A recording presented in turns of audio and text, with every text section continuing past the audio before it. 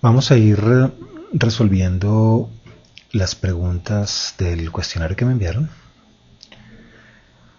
Vamos a arrancar con la primera, que tiene que ver con qué habilidades desarrolla el estudiante virtual y de qué manera se diferencian de las del estudiante presencial. Pues en ese sentido yo podría decir que entre muchas, el estudiante virtual desarrolla o debe desarrollar habilidades hacia el desarrollo de la autonomía. Por un lado, en lo que tiene que ver con el manejo del tiempo, la organización de sus tareas, la capacidad que tenga para jerarquizar, ordenar, priorizar un cúmulo de actividades y bueno, tareas que debe desarrollar. Y por otro lado están las habilidades para el uso de mediaciones. Entendamos que en el escenario de lo presencial realmente no existen mayores mediaciones entre el estudiante y el profesor o entre los estudiantes, pero ya en el entorno virtual toda la comunicación, el acceso a la información está mediada por diferentes instancias. Entonces habilidades para el uso de mediaciones es una de los tipos de habilidades que más se deben desarrollar.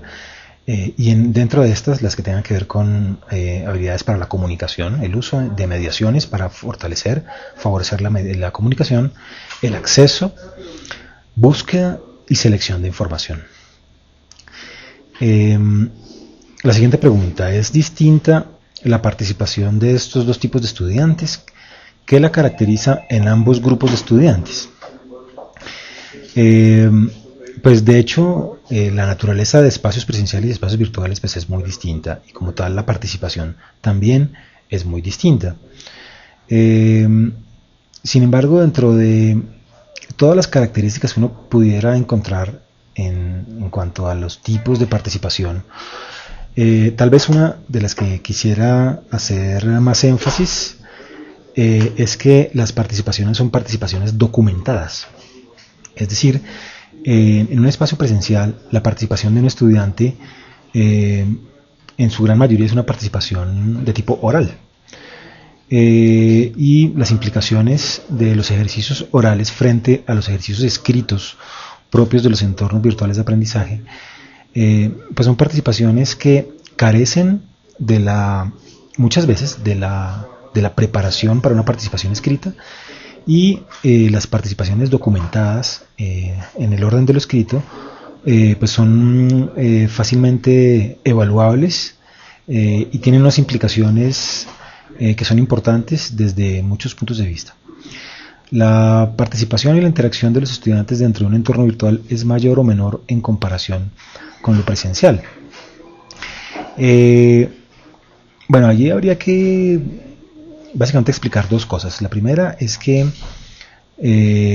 la participación de un estudiante depende del diseño de las actividades de aprendizaje que se hayan dispuesto dentro del ambiente, ya sea en un ambiente presencial o en un ambiente virtual. Es decir, en un ambiente presencial el diseño de las actividades de aprendizaje puede ser mucho más interactiva que en un ambiente virtual de aprendizaje. Entonces, tal vez lo que caracteriza más que cualquier otra cosa es el diseño de las actividades, lo que va a caracterizar de hecho la participación de los estudiantes.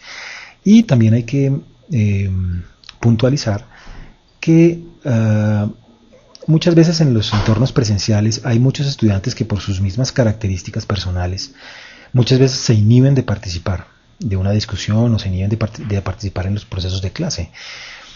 Eso casi no pasa en los entornos virtuales. Es decir, cuando hay una mediación, cuando hay tiempo de preparación para una actividad, cuando se dan las condiciones que son muy distintas en un entorno virtual, la participación de aquellas personas que por lo general se inhiben pues es muy distinta, es mucho más activa en un entorno virtual que en un entorno presencial.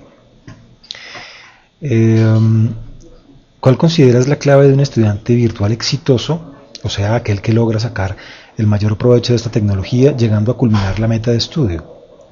Bueno, allá hay una precisión interesante en cuanto a lo que se considera como un estudiante virtual exitoso. En esos términos, tal vez la clave del éxito tiene que ver con el valor agregado que generan las TIC en el proceso de enseñanza y de aprendizaje.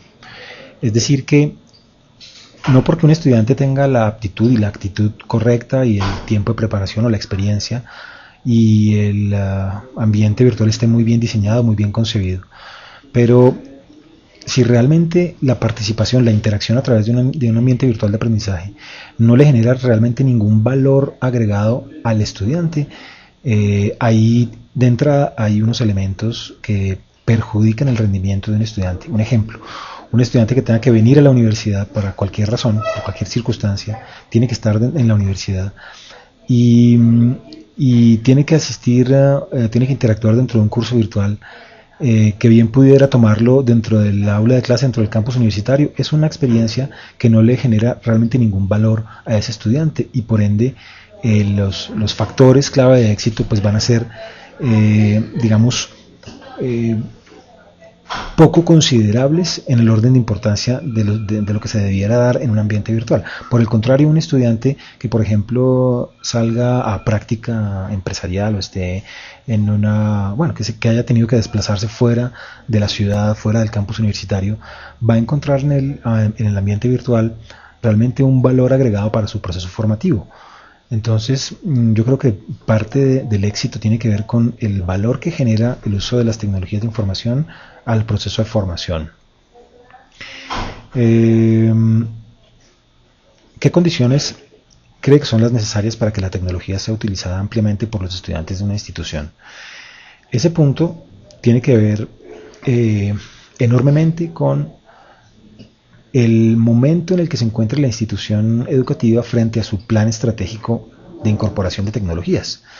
Es decir, el hecho o el resultado final, como se vería en este momento, que es que los estudiantes utilicen las tecnologías, que utilicen los ambientes virtuales, pues es un producto resultante de un proceso de planeación institucional en el tema de tecnologías de información. Es decir, si la universidad sabe para dónde va, tiene claro el panorama con respecto a la integración de tecnologías en educación, pues bien puede planear igualmente procesos formativos de profesores que apoyen y que soporten el diseño de ambientes virtuales de aprendizaje en un cierto sentido, en una cierta perspectiva institucional muy particular. Puede, de hecho, enfocar de una cierta forma el diseño curricular, puede incentivar el desarrollo de materiales educativos digitales o puede direccionar con claridad el diseño de sus ambientes de aprendizaje. De tal forma que el que los estudiantes usen o no usen las tecnologías tiene más que ver con un resultado de un plan estratégico en tecnologías de la institución. Adicional al conocimiento técnico, hay algunas habilidades que se necesiten para usar correctamente las TIC en el proceso de aprendizaje virtual. Yo diría que, bueno, sí, muchas, pero en principio quisiera resaltar una, que son las habilidades lectoescriturales, sobre todo las de escritura.